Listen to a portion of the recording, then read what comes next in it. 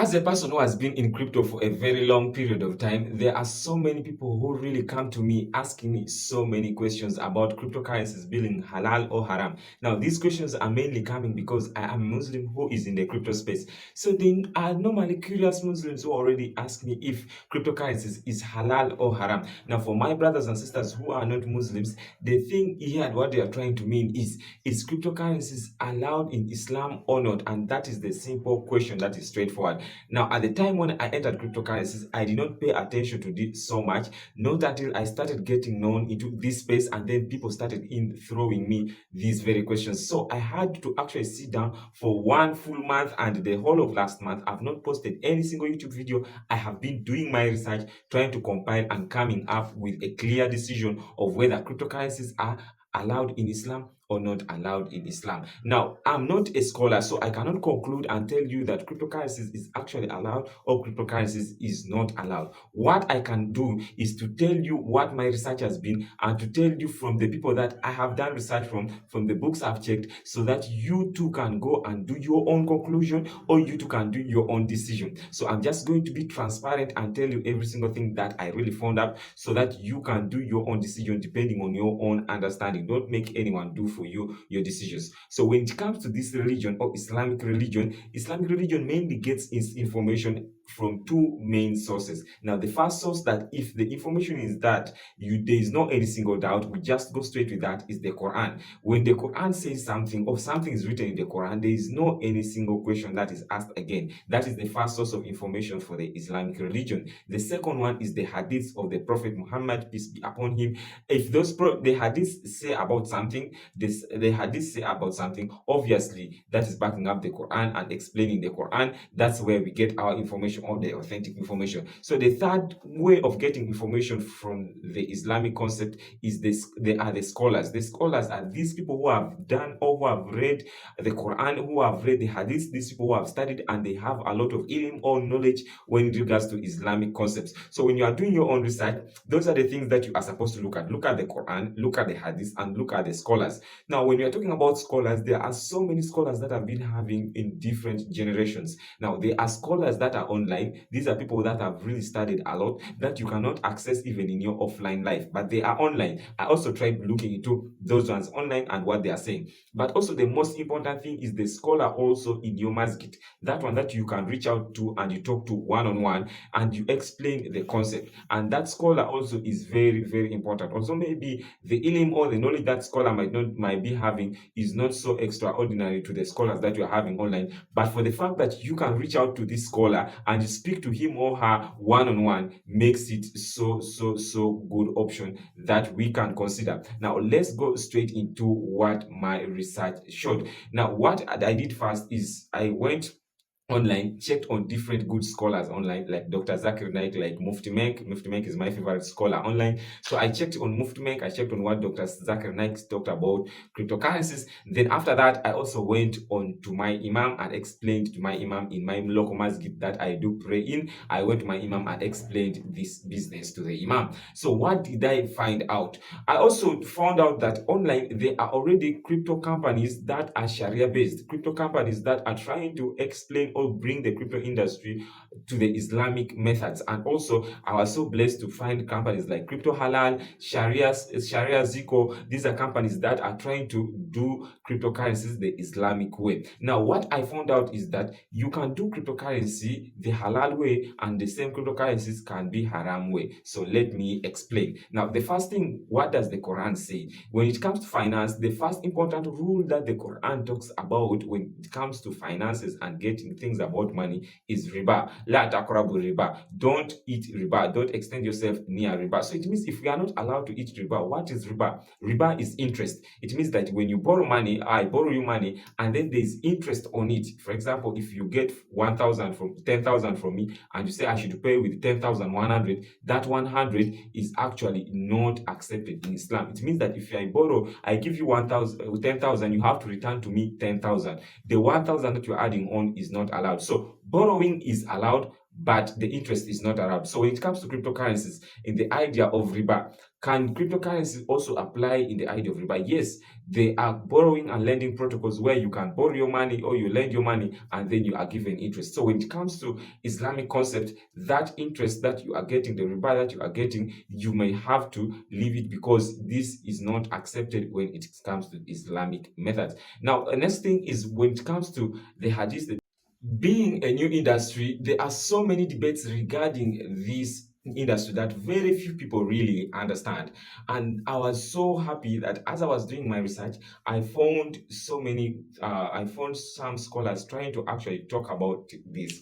Now, this Dr. Uh, when Mufti Menk just mentioned about it, did not give a lot of details about it. He did not really talk about it being haram or halal. If you have any information about Mufti Menk talking about it, please send for me the information in the comment section. I'll send for me the information in my inbox. Then the next one was Dr. Zakir Naik. Dr. Zakir Naik did not talk about cryptocurrency, but he talked about stocks. And when he was talking about stocks, remember cryptocurrencies are so much related to stocks, although they are again different. When he was talking about stocks, he was talking like buying stocks on the spot market is really, really, really halal. You can buy your stocks on the spot market, keep them, and when the value appreciates, you sell them for profits. That is really allowed. Or you want to buy stocks and then you be getting dividends. That is really, really allowed, and it is really, really, really halal. And we also say that with stocks, it can also be haram when you are doing sports derivatives or futures trading on the spot market. Dr. Zakir Naik also did mention that this is haram because you are not sure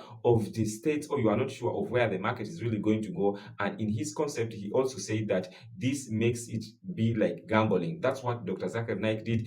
I'll get if I get the video, I'm going to be able to pin the video. But if I lost the video, please type Dr. Zakir Naik cryptocurrency and you'll be able to see what Dr. Zakir Naik talks about cryptocurrency. And then as I continued with my research, I was so happy and glad to have one of the companies, that is Bybit. Bybit, remember, it is a cryptocurrency exchange company that is actually located in Dubai. Now, Bybit also thought about this topic that we are talking about this, and then it reached out to crypto companies. Oh no, it reached out to Islamic scholars to really talk about cryptocurrencies and how they can bring the Islamic financial concepts into the cryptocurrency world. So they collaborated with the Sharia, with Crypto Halal to bring out crypto accounts to the Bybit platform. So I went there and looked into the concept and how Crypto Halal accepted a partnership with the crypto exchange and which conditions they really gave. So when it came to Crypto Halal, these are the conditions they gave. They said, okay, they clearly accepted that cryptocurrencies are not real world assets and they are not being backed up by real world assets. And Crypto Halal says that when you are buying cryptos, you are actually buying technology. Now, this depends on how Bybit explained it to them. And also Crypto Halal, these are people who know what cryptocurrency is and who are already dealing in cryptocurrencies, and they are doing cryptocurrency the Islamic way. So they are saying when you are buying cryptocurrencies, you are buying the technology, meaning that you are not buying a real world asset, but what you are actually buying, you are investing your money in a technology. So these are technologies that you are putting your money in. So if these are technologies, then what makes it halal? What makes it halal is that you have bought something that you can own. And in this account, but when I checked this account only provided spot trading and only provided investing in cryptocurrencies.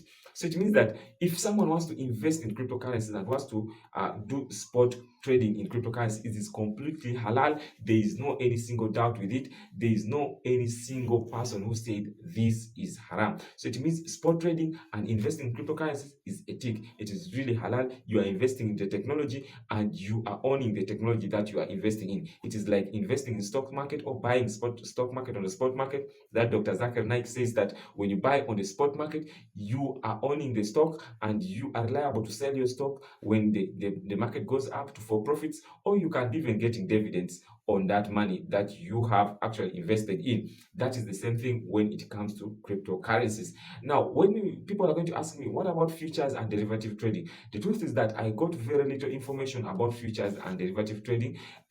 When it comes to the crypto market, there are very few people who really mentioned about it, and most of the few people who mentioned about it, they were saying it is really haram, and some of them were saying they are not sure about it. I went to my imam, personal imam, where I pray with. When I asked him, he actually asked me so many questions about it. One, the things that he wanted to understand is it having riba in it? That is the first thing in Islam when it comes to finance. Is it having riba? I explained to him that yes, there are some ways that you can have riba. There is some protocols that can help you lend or borrow money. Then he said, okay, that those protocols then they are haram. Then we came to spot trading. He said that is halal. Then when it came to futures trading, I said I love futures trading so much, and this is how futures trading works so much. So my imam did not understand. Because I told him that I love futures trading so much and I do trade futures trading. I've been making most of my money using futures trading and spot trading though. So, but I asked him that why does it, okay, what makes it haram? My imam did not understand the cryptocurrency concept when it comes to the futures market. So what he told me that is that the Prophet Muhammad, peace be upon him, said that what is haram is known and what is halal is known. Al halal bayin wa al haram bayin. That if, but there are some things that are in the middle. They don't know whether they are haram or they don't know whether they are halal. He said when you leave those things, you have saved your deen. So that is what it concluded it, and that's how everything that I've given you. Please, I'm not a sheikh, I'm not an Islamic scholar. Go and do your own research, come up with anything. By the fact that you are watching this video, maybe you are on your own research. And also, if you are an Islamic person and you're in the crypto space, or else you are someone who wants to learn about how to do crypto space, you can join my YouTube membership. Because of the YouTube membership, I have published a course that is called the spot trading course or the crypto investing course. You can apply to the crypto investing and the spot trading course. This is completely halal. There is no, everyone has been accepting that this is halal because you own your cryptocurrencies and you're buying them on the spot market. So have made a full cryptocurrency for beginners course.